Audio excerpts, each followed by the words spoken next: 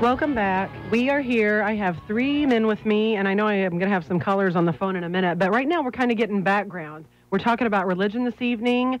I have an atheist in my presence. I have a preacher in my presence, and I have a man who was very, very, quote, religious, who decided at some point in time, I think everybody's going to heaven.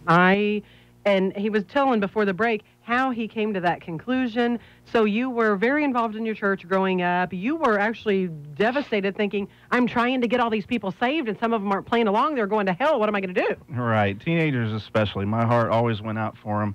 92% of Christians get saved before they're 20 years old. So I thought we've got to, as a church, focus on this age group.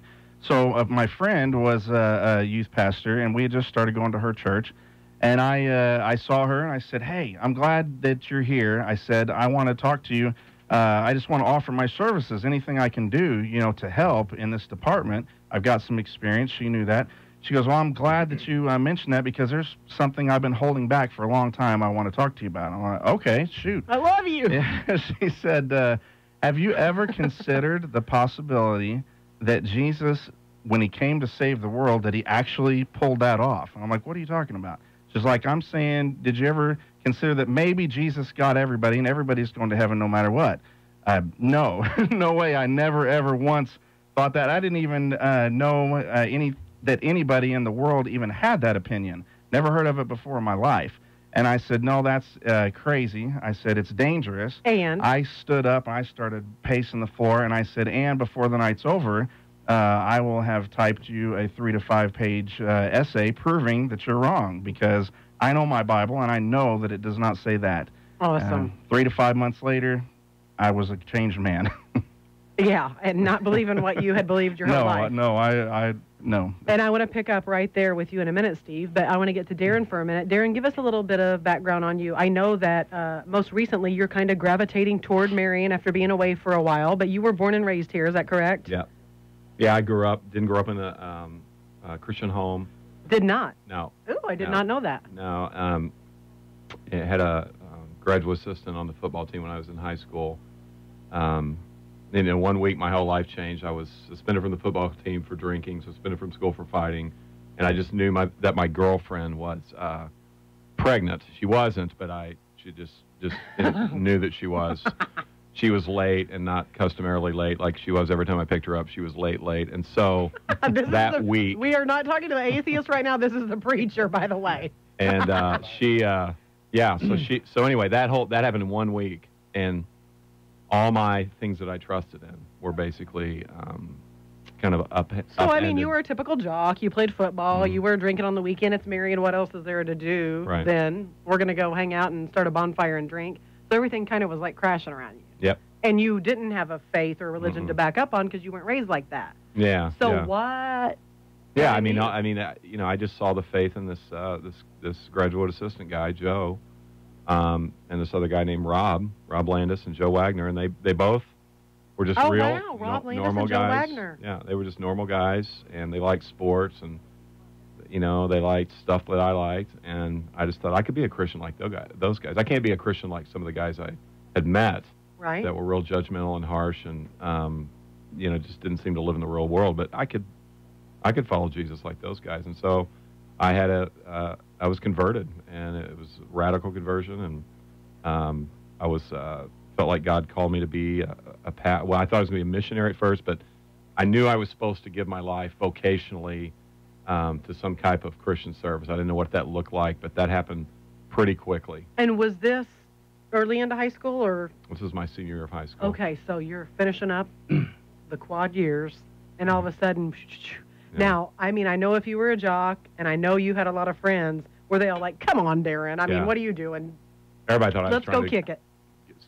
Get out of trouble, because I had some legal issues and some other issues that had happened, so everybody thought I was just faking it to get out of it. And that was how many years ago? And you've been on the same straight path since, right? Yeah, 20... I was told there would be no math on this show. 23 I'm years pushing ago? the envelope. I'm making you do math now. Yeah, 23 years ago. Wow. So your senior year, did you decide, okay, I'm going to go to college for this, I'm going to do this? No. I mean, we started this Bible study that turned into there was like a couple hundred students coming, And some newspaper guy interviewed me and said, "Well, so I guess you're going to become a pastor." I'm like, "Yeah, maybe." I mean, that was honestly, that was as far as I wanted to be the catcher for the St. Louis Cardinals. That's what I wanted to do. And so. Well, I mean, you're close. Yeah. I mean, yeah. you're the chaplain now for That's the Cardinals. Right. Is that true? I heard that. That is true. Okay, so I mean, be like, "Excuse me, what's his name, Yadier?" Yeah. Excuse, can I? Yeah, I'm past my prime. Yeah, you've lost your luster in that area. Lost it. So anyway, you move away. You go where to college? So go to Southwest Baptist University, a little Christian university, and my buddy Rob Landis had gone there as a physical therapy major. And did he ride his bike there? Oh yeah, and he drank a lot of water. And Rob Landis is a major legend. bike rider. I mean, legendary. That's why I said, did he ride his bike there? So I got my undergraduate degree was in biblical languages, so Hebrew, Greek, the original language the Bible was written in. Went from there to seminary, got my master's degree, kind of focusing on new churches. I thought I was going to, go and probably translate a copy of the Scripture to a people group that didn't have a copy of the Scripture. I thought I was going to be a missionary. So you kind of just felt your way through the whole thing. Yeah. Now, did you start preaching at churches or just going with... I mean, I was the drugs to Jesus kid, so everybody wanted me in their church all around Southern Illinois. So I literally spoke as an 18-year-old, 19-year-old kid all over the... Drugs to Jesus. Yeah. Well, okay, let me just get right to one of my chases. Like I said, I was born and raised Methodist. Most recently, I've been going with a friend to her church, which is non-denominational. But sometimes when you go in and they say they're non-denominational, I'm thinking, okay, you're kind of pulling this denomination. And I'm not going to say. But I really like it there. And one of the things is whenever I started, posting on Facebook, how about this? If you're a Baptist, if you're a Methodist, if you're whatever. And some people say, well, why don't you talk about Muslim compared to Christianity? And I'm thinking, wait a minute, though. Have you not been raised in one type of church and went to another? Because it's freaky. Like my little sister was raised Methodist, and she went to a Baptist church one time, and she goes, Monica, I didn't know what was going on. I mean, everybody went down to the altar and was crying and praying, so did I. Then everybody told me they were really proud of me, and I didn't know what the heck was going on. And they're like, you've just been saved. And she's like, no, I kind of just doing what everybody else is doing. And so one of the things that somebody said to me recently at this church is, hey, not to upset you or bother you, but have you been saved? And I said, well, not here, not how you've been saved. I was raised this way. I was baptized as a baby. Oh, before you knew what you were doing or committing to? And I said, well, babies usually don't know what's going on, but at what age do you know or commit? And she said, well, I think it's different for everybody. Well, give me an age. Well, I don't really have an age. I said, so you're saying any child or baby that dies because of cancer or a horrible tragedy or whatever is burning in hell because they weren't of an age to say, Jesus, come into my heart? And I got a weird look, and I thought, this is not cool with me because I'm the first one to say I still have a lot of questions in my own head. And I said, I was baptized, and then at 13 or 14, we were confirmed into our church to where we were of mental capacity to say, yes, we accept Jesus into our life.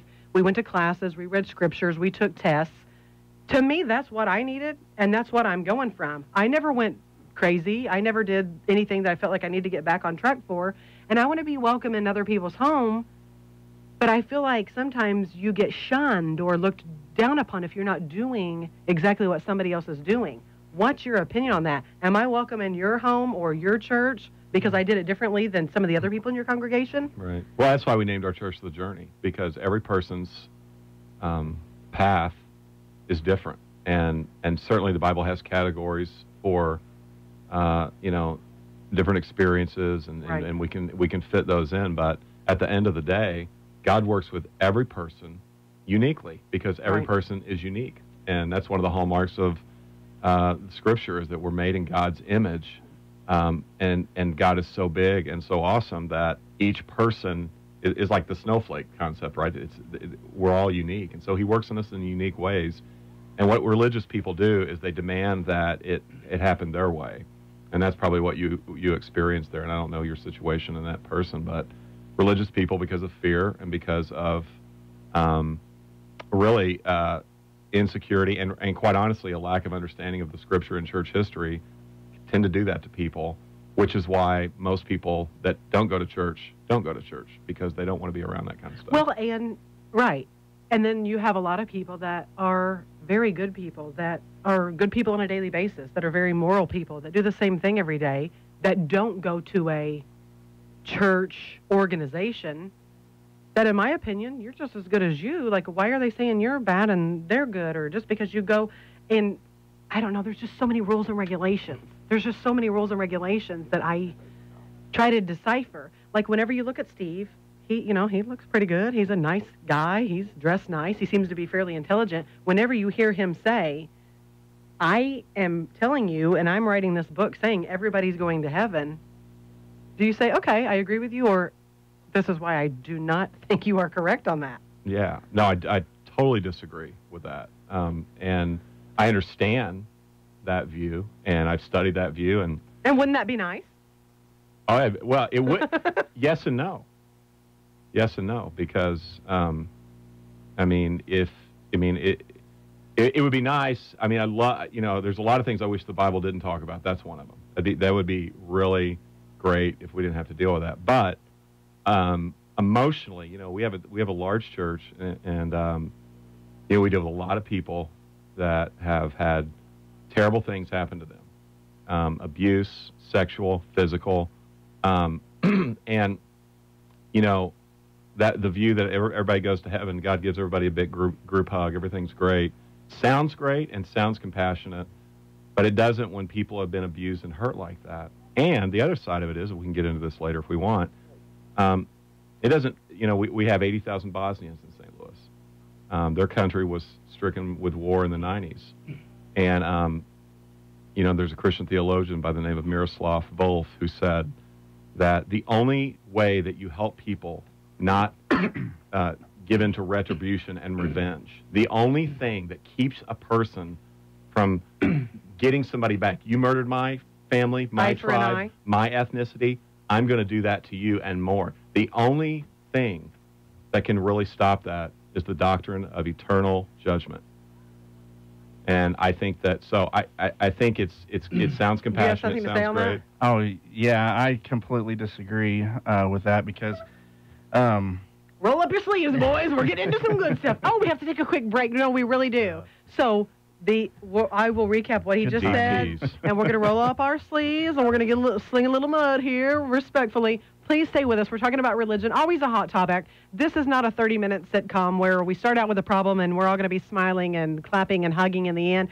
Tonight's show is about thinking. It's about listening to other people's opinions, agree to disagree, respect what other people have to say, and just listen and take things in. We will be right back. We're bound to get down to the nitty-gritty. We'll be right back. Stay with us.